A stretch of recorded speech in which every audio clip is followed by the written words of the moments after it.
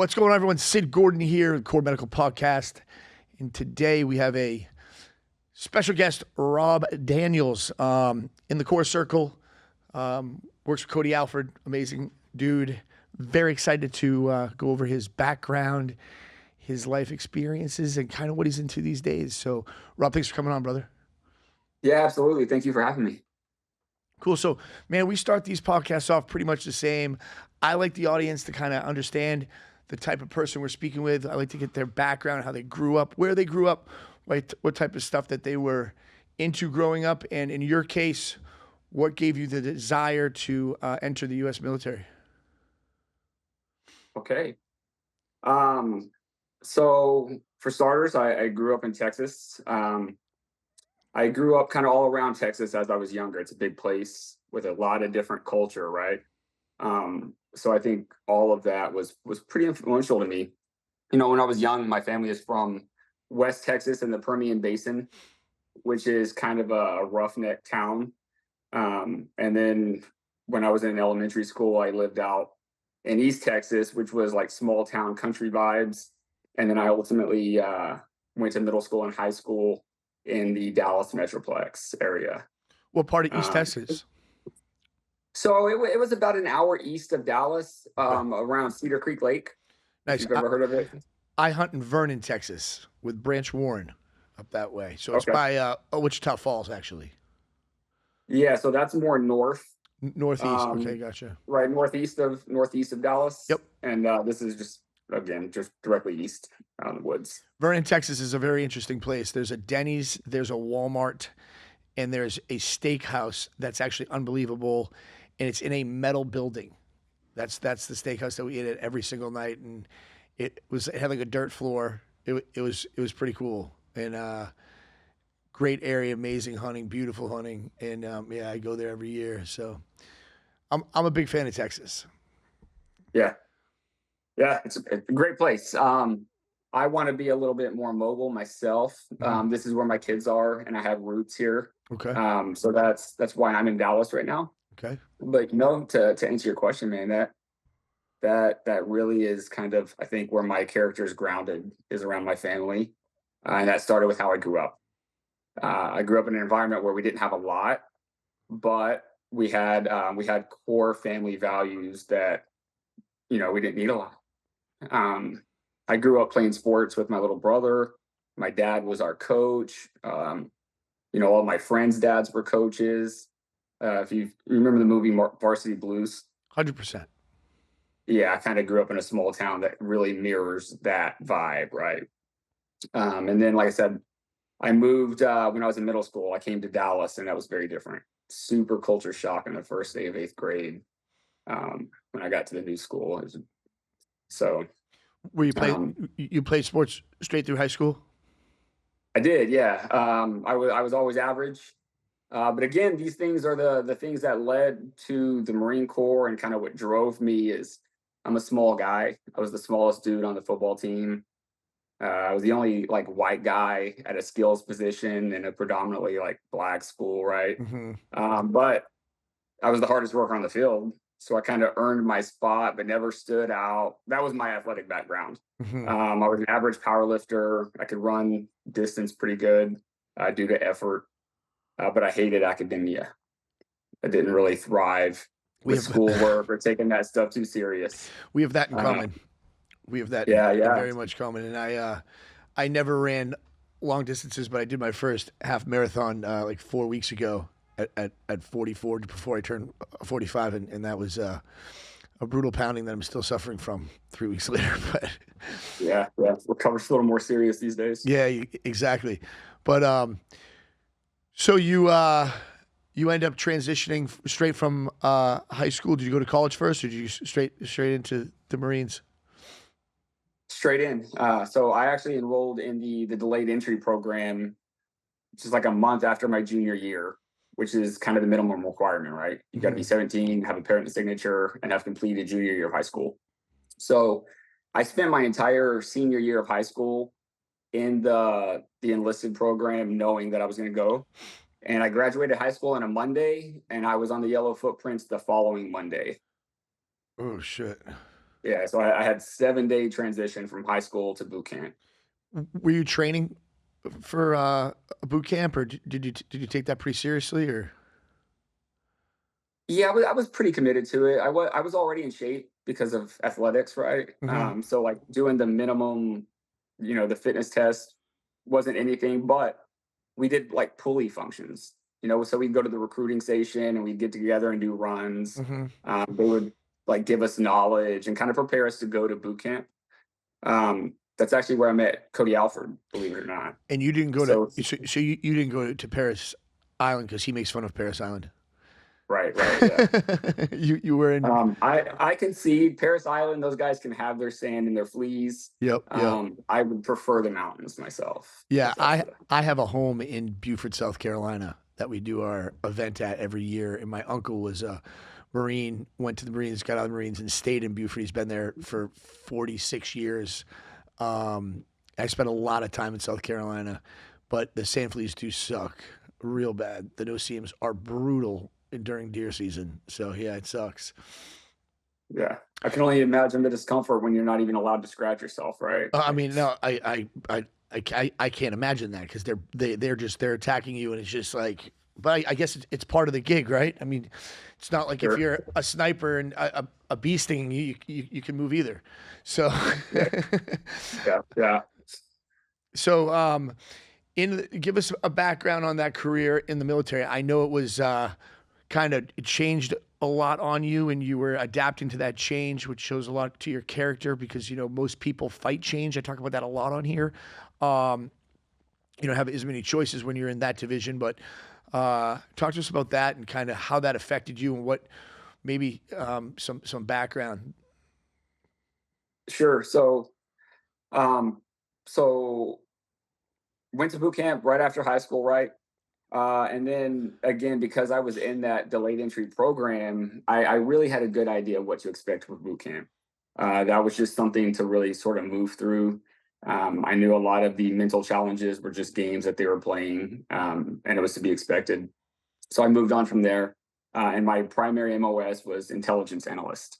So I went to Virginia Beach for my school to learn the basics of intelligence analysis. It's a very broad career field. There's a lot of different things you can do with it. It happened that my first duty station, I was assigned to a UAV squadron. So unmanned aerial vehicles or drones is what I think most people know them as now. Okay. Um, so the Marine Corps only had one drone platform, and it was kind of a tactical size type thing. We didn't have missiles or anything. It wasn't like the Predators people typically know about. Yep. But we provided the direct imagery in real time is what my gig was there. For ground units. Correct. So we would support the meth collection plan to do surveillance, target collection, um, movement collection, things like that. But then we could also provide direct support to like live operations, troops in contact, and provide kind of an operational oversight as well. So I have these the drones are so interesting to me because I actually use them now for for deer recovery. I just purchased a thermal drone this past year. It's just a lot more effective, more humane way of hunting, actually, if you believe it or not. But my friend has one that actually you hook this rope that's attached to the drone and it actually flies the animal out of the woods now. It carries up to 320 pounds.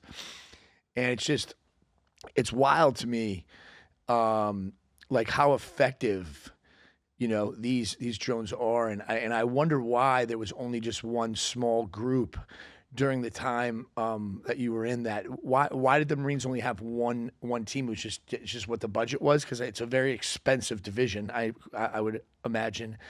Was it a time where drones were just starting to become very popular in the military? Because I know now, especially with all the SF guys that I know, it's part of the deal almost with everything, right? Absolutely, yeah. So I actually got to be a part of a very interesting evolution.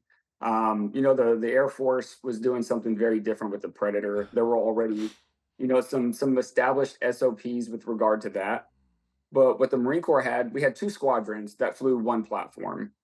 And on my first deployment in 2004, we flew more than 10 years worth of training hours in one 7 month deployment. We were the flight time on the Marine Corps system of operation, the Pioneer at the time, Uh-huh. was about 4 hours. And we were running them around the clock, doing live handoffs in the air, which is a process I could talk about. But we were running What does very that mean new exactly? SOPs. Can you high level touch on that? Sure. So the UAV has to be controlled from somewhere, right? It came from the ground control station where we had the operators that had the feed and were controlling the camera and the bird. Um, so when it would get at altitude and begin to take off, it would transfer to a tracking station. So essentially, it took two to fly it, right? Okay. While this one was in the air over Fallujah, flying back, this one is in the air being controlled by our immediate tracking station, right? And then we would switch them. This team would fly this one on that mission, Oh and this team would shit. end it. Um, Wow. and we could, as long as we had one in rotation, one ready to go, at times we were running them round the clock with nonstop handoffs to support ongoing combat operations. So, I spent a lot of time with Cody Right.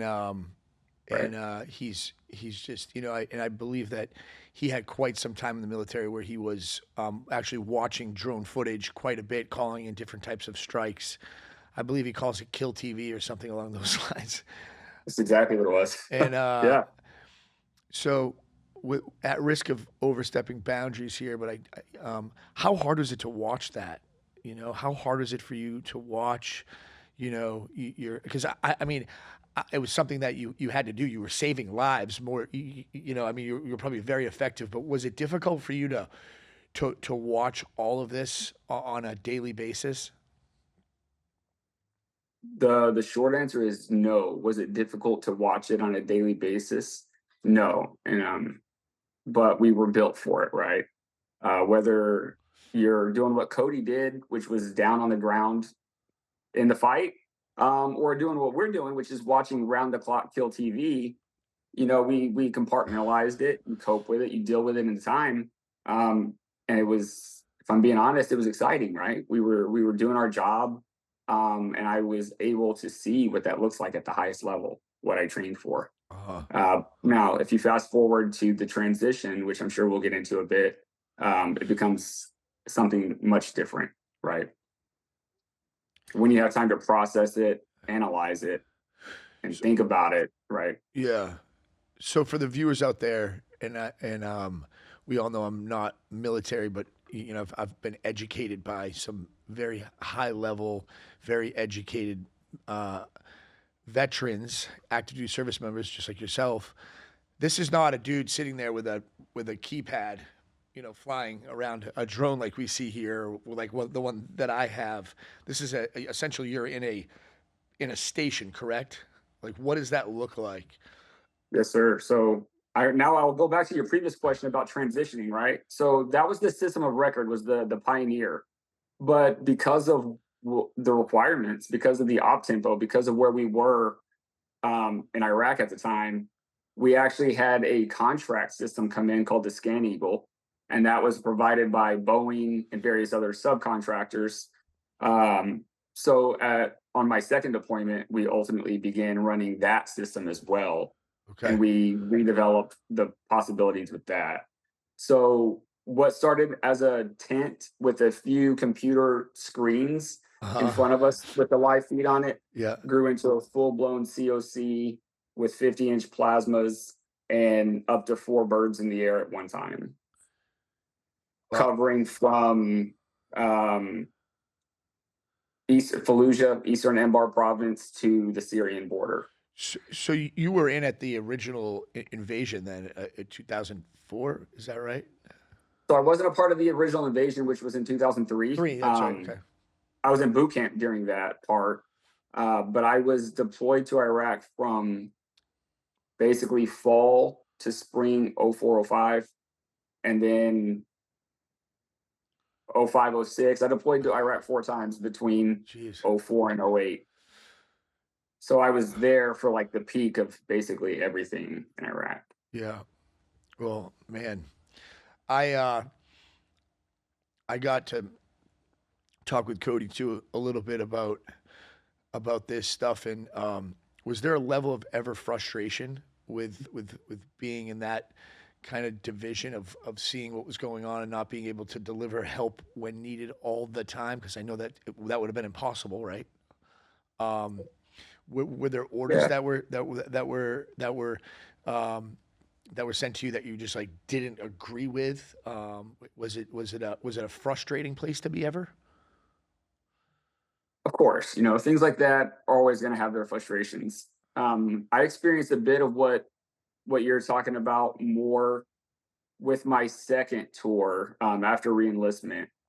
There were some other things going on there, but with the UAV stuff, that was really just operational every day. It wasn't driven by high level politics or policy. Okay. Some of my frustrations with that came with my growth and confidence in how I thought my platform should be used. Oftentimes, it would want to be used, or the supported unit would want to use it as like an operational thing, right? Okay. The OPSO would want to be able to have eyes on his guys and use it as a like a command system, control system. Uh huh. Um, Whereas I viewed it as more of an intelligence asset, a collection platform that should be used in the long game. Uh huh. I'll give you a story on that real quick. There's an amusement park in the middle of Ramadi that was a weapons cache, and all of the indicators, the intel was that they were moving it. Right, they knew we were going to come clear it, and they were moving it. One of the intel requirements was, where are they moving it to? Well, I would see guys loading up trunks of cars with RPGs and weapons every day, and we'd be watching them. But they were clever. When they got ready to move off, they would start firing mortars from inside the city at ground patrols, right? So every time this car got ready to drive off to wherever they were going to take those weapons, I was like salivating to find out where they were going to take them. But then the unit we supported wanted us to go find the mortar shooters who were shooting Oh. at the guys. And that was that you're chasing farts in the wind. Yeah. Yeah. Yeah. Wow. So it's almost like if that team leader was sitting there with you, seeing everything that you could see and know everything that was going on, would have probably dictated a different direction for you to go in at that time. Like you probably were so educated from being in that position for so long that you probably knew a lot more than the people on the ground. Yeah, and so that was a bit of a conflict because we got to a point where they did have the feed in their COC. So 2-5, for example, whoever was in Ramadi at the time, I don't remember. 2-5 might be the supported unit, and they can see the live stream from their COC, and that's why they would have this belief that if you can see it, you can control it. Uh huh. But Got it. the lab, but it wasn't the way, it didn't work the way they wanted it to. And I saw something else, right? I saw that every time this car leaves this amusement park, that's when the mortars go, Uh right? huh. Don't see that. And that was the frustrating thing for me because there was no cohesion. I actually got to go liaison with whatever battalion that was. I can't remember, but I raised a fuss about it. I was getting frustrated, and I was a corporal in the Marine Corps. Yeah. Who am I to do this? So they sent me over there. They let me go over there, put my dukes up in a infantry COC, and I was told to shut up and color. Mm-hmm. Right, Mm-hmm. until they came in, and I had a moment where the commander wanted to know what we were looking at and where we were looking at it, and nobody could give me the answer. And I was able to go point at some satellite imagery and basically just walk over and know exactly what that house was because I've had that view of Ramadi, For and I some. could. Yeah. Wow. Um, That's crazy. So how far are you? How far is this drone flying from where it's commanded from? Like how far can they these? How far could they fly then? oh man, it's been a long time. It's been a long time. I want to say that the distance on the Pioneer was around 90 clicks, maybe. Okay. Um, somebody out there might shoot me for that.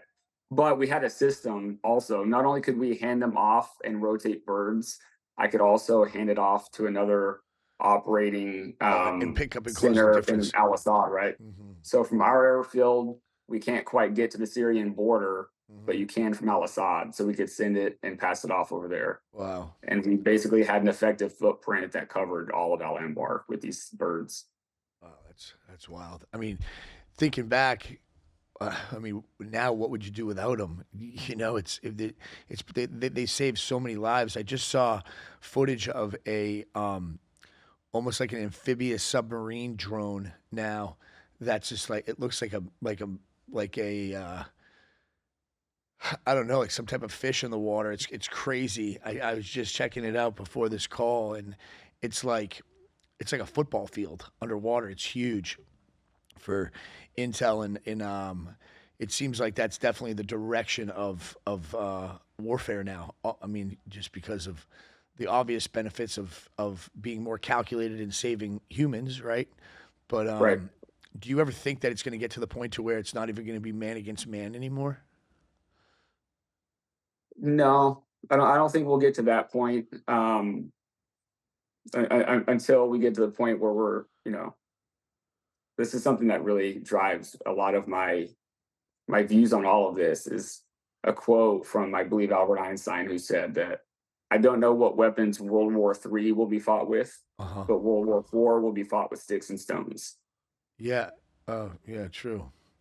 So who Oof. knows, right? But Hmm. I don't think that we'll see in the immediate future the the ground man going away.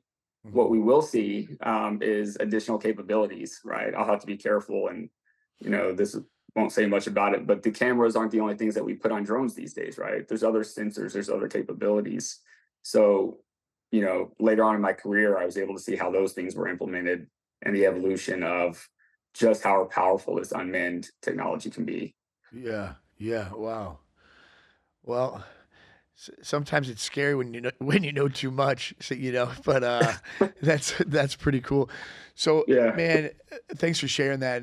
And you know, my the most beautiful part about one of the most beautiful parts about my position owning Core Medical is we help like so many different walks of life, right? From retired NFL players, pro sports players, celebrities, CEOs and all this stuff. And I got, through the process of owning Core for 15 years, I've got to learn so much about different dynamics of like businesses and didn't realize how much of a business the NFL was. Didn't really understand the military until, Vincent Rocco Vargas helped me and Mel Chansey and then Nick Kumalatis and then Cody really helped us pioneer and be a household name inside the military community. Um, and like, we have a lot of Green Berets. That's probably the majority of our SF guys are Berets. We have like a lot of Green Berets because two of my dearest friends are Berets, and the stuff that I've learned is just like mind blowing. And the reason why I have a lot of people from the military on here is I think 90% of the civilians walking the face of the earth don't understand the U.S. military, and they don't understand veterans that are transitioning out of the U.S. military. There's just it's just a lot. I compare that transition sometimes, which we'll get into next, of a star football player that just played his last game. It doesn't matter how well he played in that last game. He's still going to witness and be a part of some type of depression and loss because it was his last game. He could have scored 10 touchdowns. And I was with a brave buddy of mine last night actually, and he's retiring now, and he goes, that last deployment, I got to see quite a bit. He just got back 4 weeks ago, and he goes, and I, we were really in it, and but it didn't matter if I was that or if I didn't even see any action. It's my final deployment. I'm just down on myself. It sucks.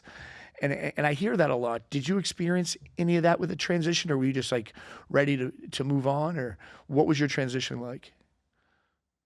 You know, I thought I was ready to move on. I transitioned with a plan, and then I think when the plan didn't go the way it was planned. I began to look back a lot more and think and feel like I left something more on the table. Um, I ended up finishing out with 9 years as an Intel analyst. I had 4 high-speed deployments doing the UAV stuff, and then when I reenlisted, I finished out my career at MARSOC, doing different kinds of Intel work there. So I had plenty of opportunity. I got out and contracted for For the a viewers, year. just so that just for some of the people here, Yeah, can you explain the difference of working with MARSOC and working with your original uh, enlistment? sure, yeah. So again, with my career field, there's a lot of different things that I could have ended up doing. The Marine Corps has, the ground combat element, and then there's also the Marine Air Wing. You can provide support to a Cobra squadron, right?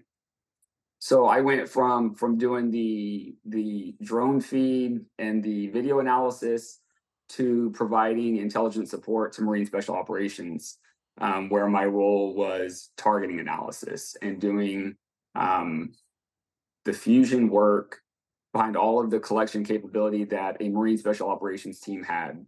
So we had guys out collecting human intelligence. We had signals intelligence. We had guys that were able to pull down imagery for us. And all of this was organic to the company. And my job was to take all that information, fuse it into something that made sense, and then send guys like Cody to go find the bad guys. So it's just you were dealing with with the special forces community at that point, of like a raider or something along those lines versus just a battalion. Is that accurate? Yeah. So let me go back a little more high level.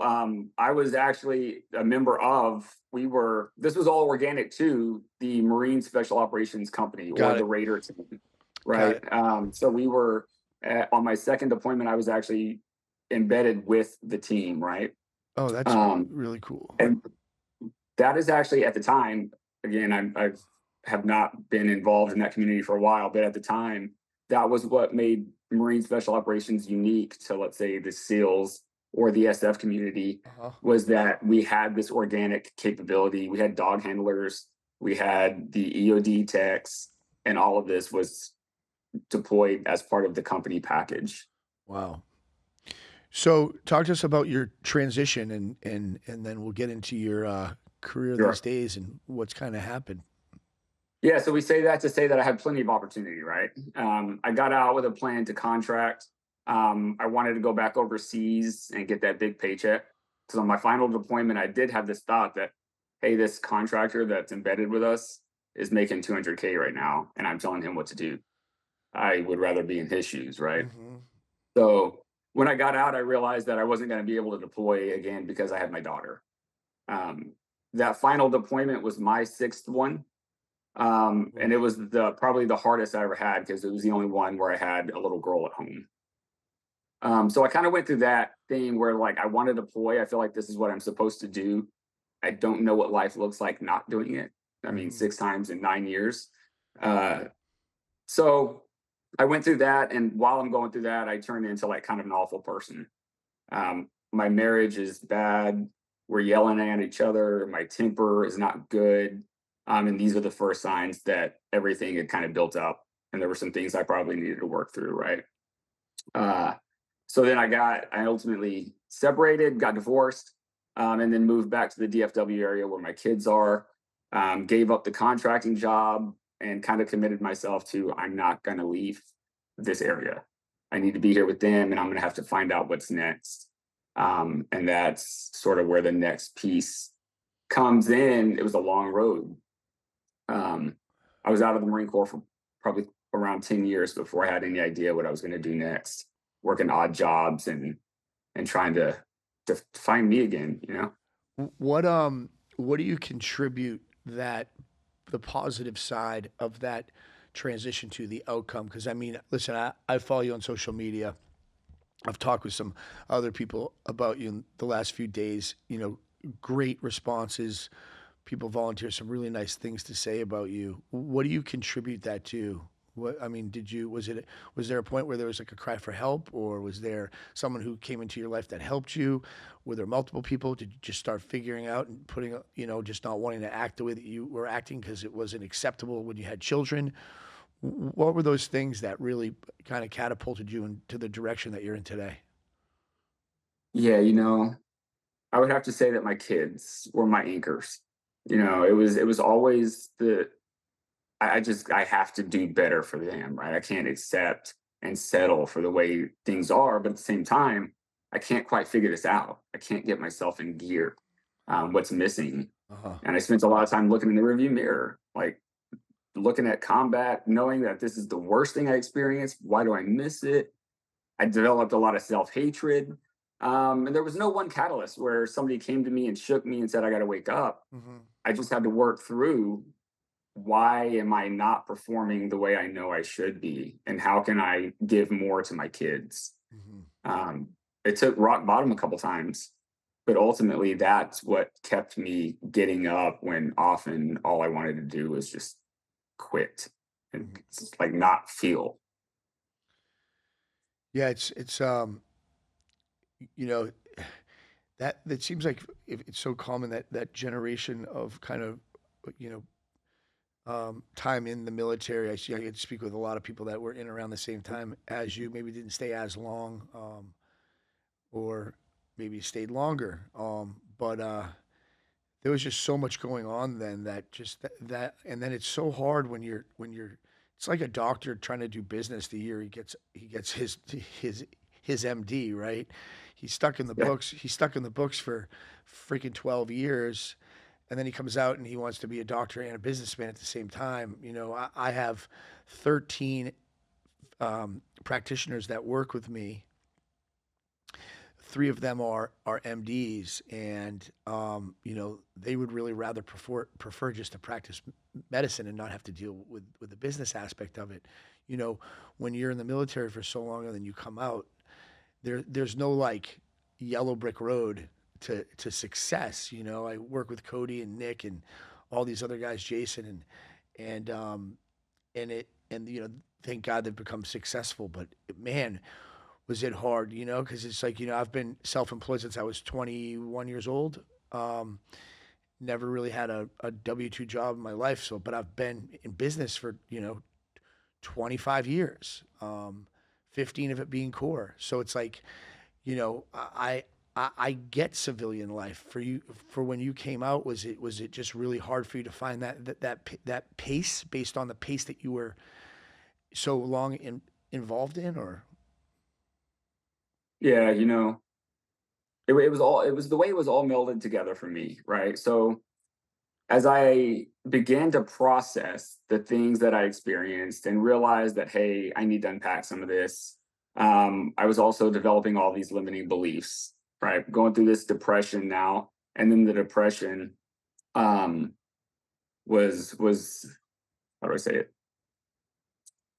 Nothing was good enough, right? Like there was no job that could hold my attention and keep me from looking back at everything I just accomplished, Mm-hmm. right? I didn't want to be a part of it. And I knew it was something different, Got it. but like I wanted it. It felt good. I was good at it. It gave me purpose. Gotcha. And any job that didn't give me that, like I wasn't holding jobs. You know what I mean? Like Mhm. this isn't for me. And so now what do I do next? I'm not a businessman. What do I do next? Um, and then that was the process until I figured it out. So, you were on the phone with me yesterday, and we were chatting, and you said something that was so intriguing and so fucking smart, right? And I was like, wow, I've never, because I'm around a lot of people that are into fitness. I happen to feel like if you're not working out, you're not staying in motion, you're just not the type of person I want to be around, right? Because that if you have to do something, even if it's a walk every day, whatever. I'm attracted to other people that are into health, wellness. I train to actually hunt because I hunt really some interesting things. I leave for Canada next week, backcountry, Saskatchewan, bear hunt.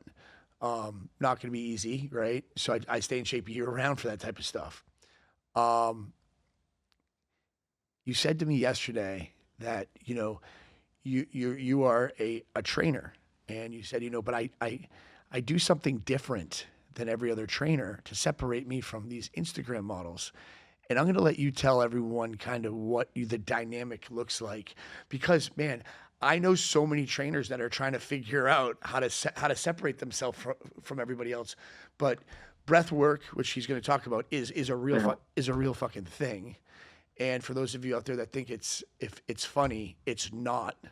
And after listening to this, you're going to understand that it's not like a joke or something for him just to separate himself from these Instagram models that are training people. So get ready to get educated on that right now, guys.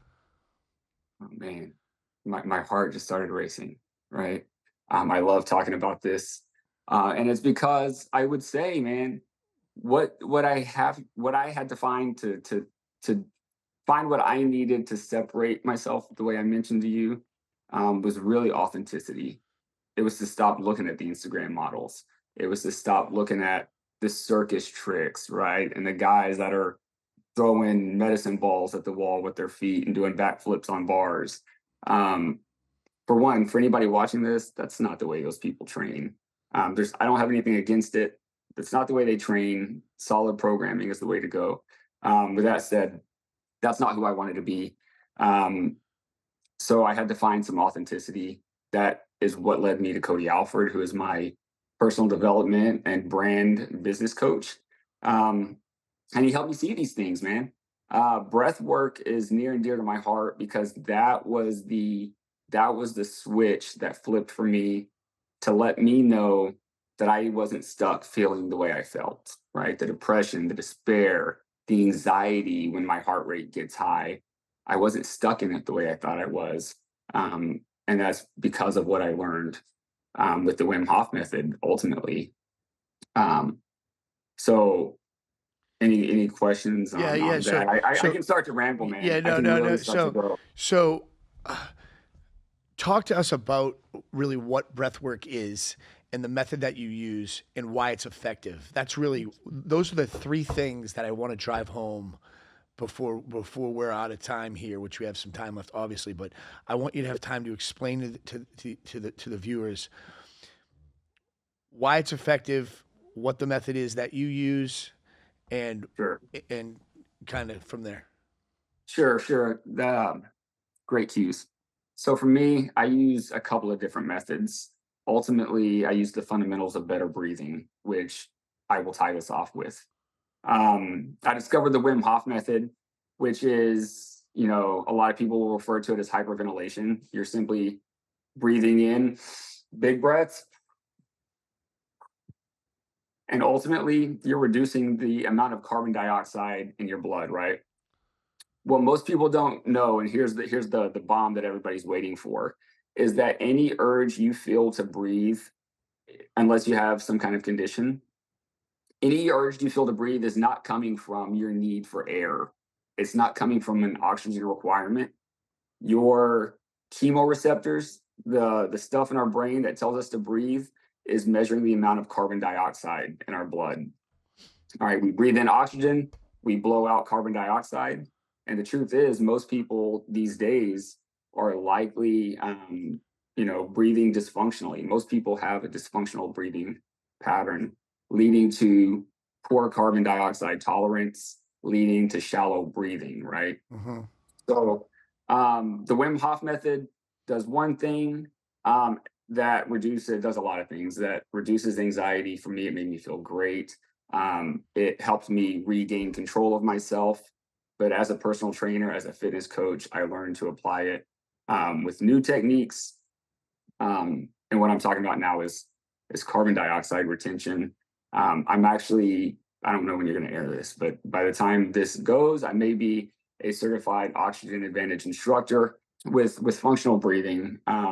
Again, as I developed my experience with the Wim Hof method, and again, other areas of my life began to improve. I began to pursue more things, so that led me to where we're at now. I coach breathing techniques in conjunction with strength and conditioning, basically to increase VO2 max and enhance performance and endurance without having to actually murder yourself the way people think they need to, right? People go to these circuit classes and these hit programs to get their heart rate jacked up, and Hmm. then they end up breathing through their mouth while they're beating with a 95, 98% heart rate.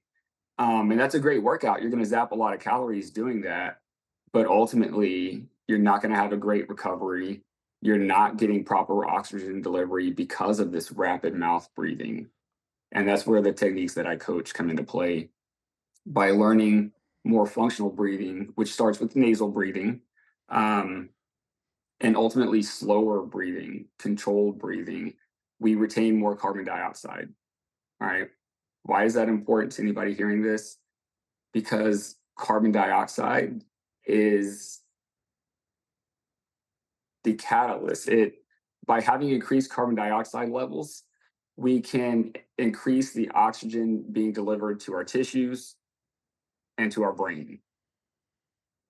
Oxygen gets carried by our red blood cells, right? Oxygen is carried in our hemoglobin to be transported to our tissues, and carbon dioxide acts as like the divorce lawyer between the hemoglobin and the oxygen. When carbon dioxide levels are too low, our blood will hold on to the oxygen and it's not efficient. When carbon dioxide levels rise, we get better oxygen release to the tissues that need it.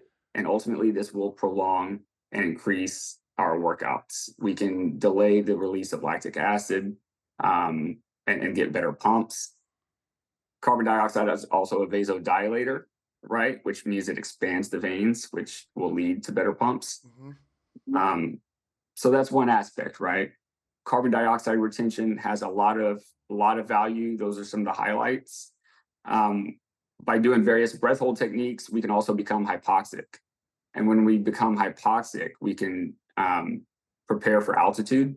If you're going on a hike at 9,000 feet or higher, you're going to be at 90% oxygen levels, right? That's going to result in a decreased amount of oxygen that's available to you. Um, by training with intermittent hypercapnic hypoxic methods, we can not only improve our endurance and our tolerance with carbon dioxide, we can also get um, the uh, the adaptations that come with the hypoxia. More red blood cells, increased VO2 max. Yeah, I mean, There's a lot of science behind it. yeah, no, I But mean, no, it all makes sense. I mean, just out of my own experience. So I was a big skier when I was growing up. I did inverted aerials and moguls as a kid, and and I skied for a freestyle team in New Hampshire and Vermont, Maine, all three states. And then when you would do well there, you'd go out west for juniors and nationals. And the years that I made it, it was just like you'd go out there, and when you were a kid, you wouldn't think much of it, but then and the altitude changed, right? And my coach would be like, "Make sure you're breathing out of your nose, out through your mouth." Like that was, I remember hearing that as a kid, right? And Mhm. now I just, I spend a lot of time in New Mexico. I just got back this past year from a elk hunt, and dude, and I get paired up with an ultra marathon runner as my fucking guide. Like, leave it to me. Like, I walk in, this dude, I'm Good like, times. yeah, he was a savage, like just a complete savage, like running. We were chasing elk through the woods. It was like nuts, and he was the whole time talking about like slow your breathing down, breathing technique, take it like the whole time, and Yeah. that's why I was interested to chat with you because like that's how does one go about learning stuff like this? Like, do you do an online course? Do you teach like that, or is it all based on, or is it just face to face with your fitness training? So right now I have a couple ways to interface with people. I'm blessed with some amazing clients, right? They've been growing with me. I have long-term people that I work with, and they all want to feel, look, and be as strong as they can. And so Sign me they're up. open to these. Yeah, yeah. Hey, they're open to these techniques, Yeah, yeah, of course. and they implement some. 2 years ago, I wouldn't have had the confidence to go tell these clients, "Hey, you're going to hold your breath for the next 10 seconds and do squat thrusters," right? But as I learn and as I've grown, the science is there, their growth is there, my growth is there. Look, I'm not a meathead. I don't spend all of my time in the gym, but I implement these basic techniques, which Mhm. I've found in 20 years plus of training to be the most beneficial enabler, the most power packed thing I've ever added to my tool bag. So I work with my in-person clients, and I ultimately prefer to work with people who are open to learning these techniques. I'm looking forward to growing into professional athletes. I have big goals of, attracting UFC fighters. I find that to be the number one demographic that needs these techniques, because if you're talking about increasing VO2 max and heart rate variability in the 24th minute of a 25-minute fight, um, Mhm. that's the most exciting thing I can think about training somebody for. Well, I happen to know a couple UFC fighters. Yeah, so Then I got that going on. and I would agree with you that that probably would be a very good avenue um, to take. You know, I trained for many years, and as soon as you find yourself just breathing out of your mouth, you know that this round is just about over. Yeah. So I, it's I watch a fight, and when I see guys mount, I mean, that's a huge indicator. yeah, yeah. If you can learn, not just better carbon dioxide retention, but the strength in your breathing muscles that you gain from only nose breathing when you train transfers to the ease of breath The when you're in those moments. the one flip side to that is that myself included, I've had the majority of fighters have had massive amounts of broken noses, right? So that does stand in the way. I've had this thing just is like shot. Um, so it is in some situations more difficult, to get that deep breath when you've had your nose shattered a couple times. But I'm sure there's a workaround there because there's no reason Okay. there's no reason to get it fixed when you're going to keep breaking it. Right. Yeah. No, for sure. There is a response to that, but at the end of the day, it's not just the nasalers. There's underlying principles, and Mhm. the benefits of training it in a way that most people don't know. Most people still think it's snake oil. Like you said, a lot of people may kind of like, what is breath work? I'm going to tell you right now. Um, it's the thing you didn't know you need. I mean, man, I'll tell you right now, if someone understands the snake oil side of things, it's me. When I first got in this industry, it was fucking hard, dude. Like it was hard to educate people. Either they thought I was selling steroids, or they're like, "Yeah, right, okay, dude." Like that's gonna help me, And now it's like, "I told you so," you know, or or Yeah. someone or someone will take 10 weeks of TRT and they'll be like, I don't feel anything. This shit doesn't work. And I'll be like, all right, bro, just come off of it. And they'll be like, all right. And then, like clockwork, 14 days on the nose, call me. Hey, bro. Yeah, man, I didn't realize how bad I felt not being on this thing. Now I get it. Um, and I can really think of maybe three people in 15 years and 20,000 patients, 25,000 patients that really haven't seen a benefit. And I can tell you a lot of them did not believe me. So now it's household, right? Because 15 years ago Sure. it wasn't. For the first 5 years I was in this industry, it was hard. We were educating constantly and showing studies and people were explaining and blah blah blah. But now it's household. So and in business, man, I'll tell you something. Timing is everything. I've never forced something in business and been successful. And the fact that you're kind of pioneering this from the aspect that you are, my hat's off to you. I want to learn more about it for sure. And I also want to really thank you for your time today, dude. You did an amazing job explaining stuff. And hopefully, maybe I can, when I'm out that way, I can hop on a training session with you. We can get it filmed up and podcast that out there as well too. So Amazing. thanks so much, brother, and I hope you have an amazing day. Thank you for your support, and we'll talk soon.